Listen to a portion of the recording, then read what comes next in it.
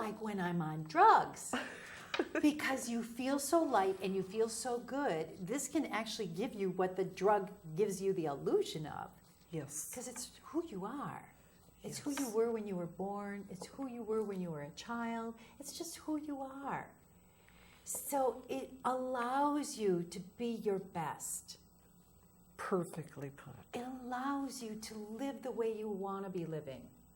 So for anyone who thinks that all this negativity and toxicity that we're spreading with each other is normal, I want you to know it is not normal, and there is a way out. You don't need to reach for drugs. You don't need to reach for food. You don't need to reach for another human being. You don't need to reach for alcohol. You don't need to reach for something that's going to numb you out. Here's the problem with even something as simple as like antidepressants.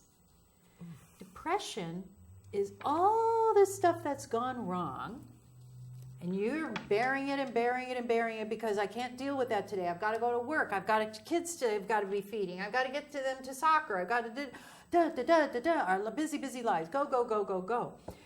So I'll think about that later is usually the typical thing. I can't deal with it now because if I did, I'd be in that corner sobbing. It's too much. So, okay, let me just have a drink to take the edge off.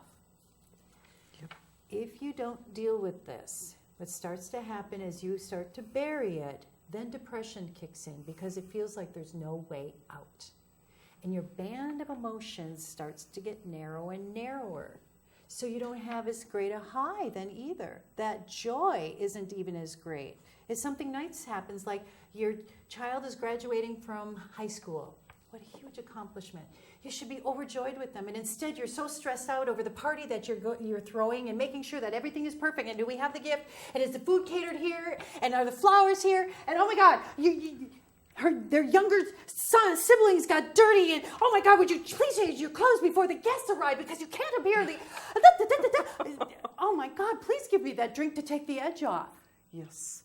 Very common, very common. Very common. And we think this is normal.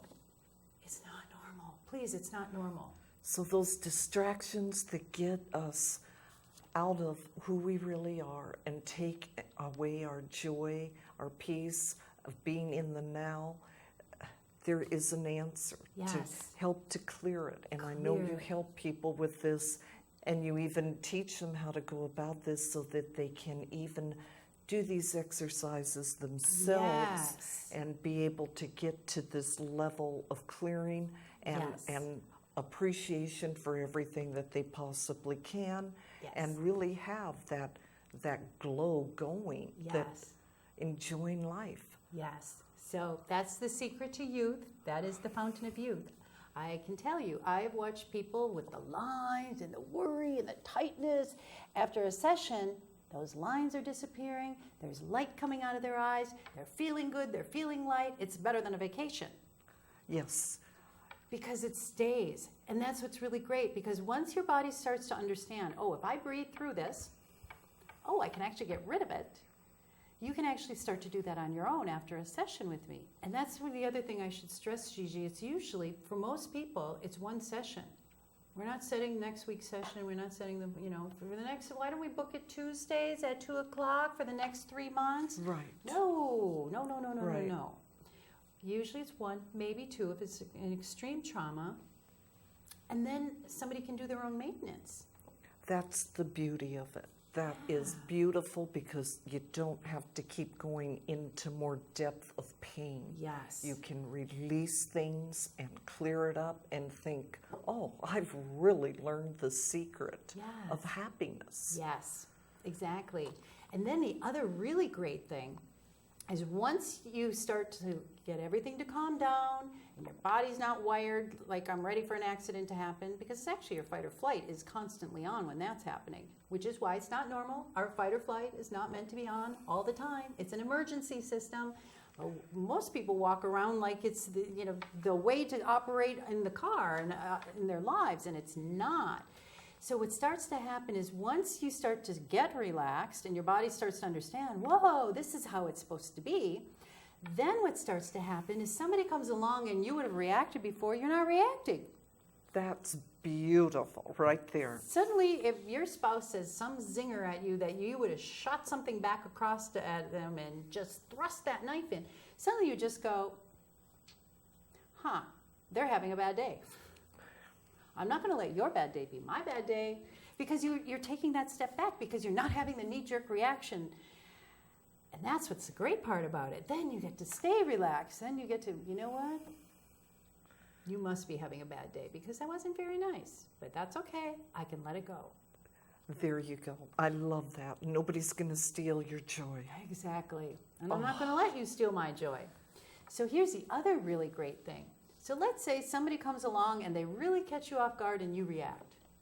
The good news is you come back into that place of non-reaction really, really fast. Yes. So you stay there longer and longer. So if you do get knocked out, you pop back in really, really fast. I love that. Yeah, it makes it so easy.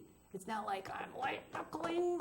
I swear, if you say one more thing, I'm going to bite your effing head off.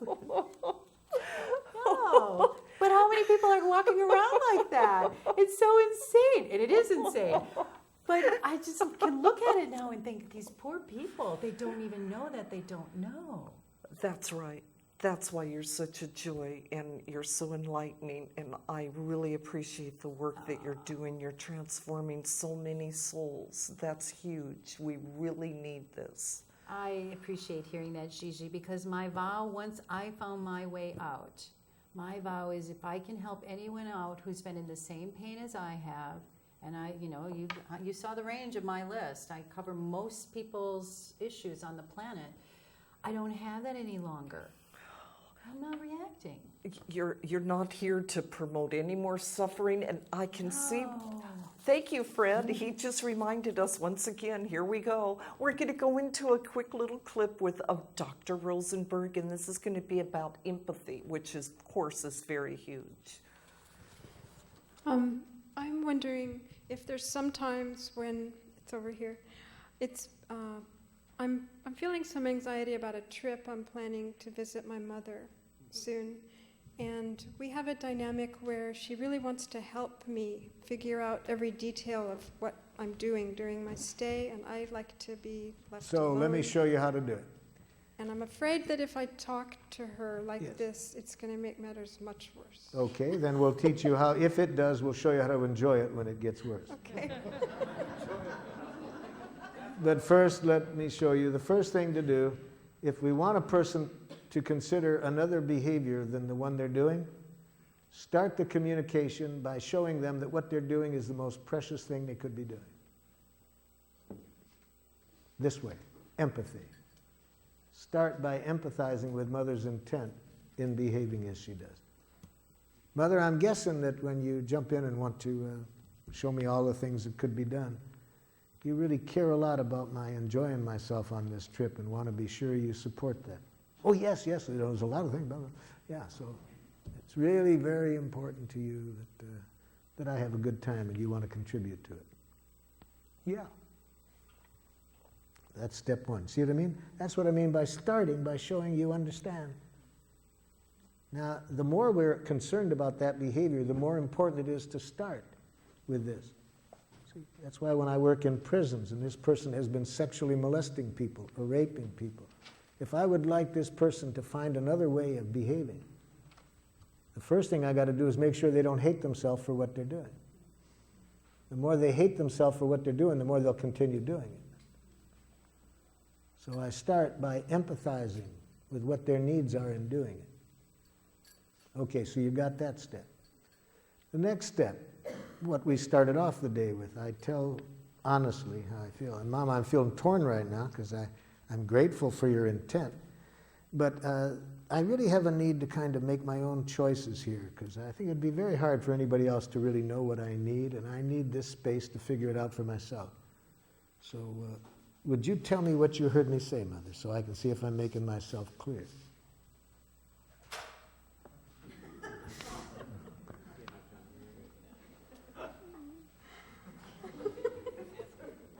So now I know Mother didn't hear me. Now I know Mother didn't hear my needs. She probably heard a rejection. She probably heard that she's not valued. So, but it's important that I not think that her reaction is because of what